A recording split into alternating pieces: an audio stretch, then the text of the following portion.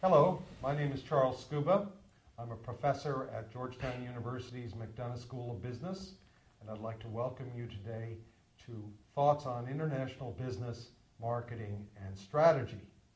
Our normal host, Michael Czinkota, is unable to join us today, but he joins me in extending a warm welcome to Ambassador Frank Lavin. Thanks.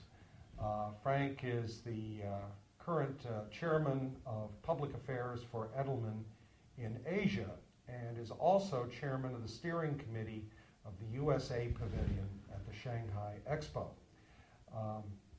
He has a heritage here at Georgetown. Among his many academic degrees are a Bachelor of Science in Foreign Service at Georgetown's School of Foreign Service and a Master's in Chinese from Georgetown as well.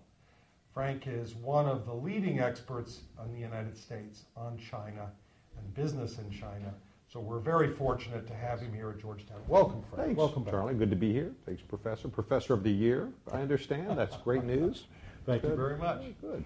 Well, let's talk about the Chinese Expo, the Shanghai Expo, and the USA Pavilion. Yeah. Perhaps Frank can tell us a little bit about its status, how things are going. Yeah. I understand the theme is rising to the challenge. Yeah, the Expo itself is the largest world fair in history. It started May 1st in Shanghai, runs for 6 months. Largest in terms of acreage, about 1,200. Largest in terms of number of exhibitors, about 240, 250. And large in terms of number of people attending because they're expecting to hit over 70 million people. So it'll be the most widely attended World's Fair in history. Indeed, some historians say this is the biggest event in human history in terms of people attending. So it's quite a splash when you've got 70 million people in a room. U.S. is one of the participants, one of the exhibitors, as about every country in the world is. I helped put together the U.S. Pavilion there, and it's a chance for us to tell our story to the fairgoers, primarily Chinese. But it's a lot of fun. It's great public diplomacy. We think it's a good commercial platform as well. So for all those reasons, we're pretty happy about where we are. Well, let's talk about business opportunities in China for U.S. businesses. I know the United States this year will be lucky, fortunate to reach about perhaps 3% economic growth. In Europe, less than that, perhaps 1% if they are fortunate. But the Chinese are cooking along at about a 9% economic GDP annual growth rate. Yeah, and if U.S. hits 3%, you're going to deserve that award, Teacher of the Year. We're not going to get that. We're going to hit 1 or 2% of growth this year, right? Yeah, actually, I was speaking with Marvin Feldstein last week, and he extended the same sort of dismal prognosis. Yeah. But one of the areas that U.S. businesses are turning to for growth is China. Yeah. And other emerging markets.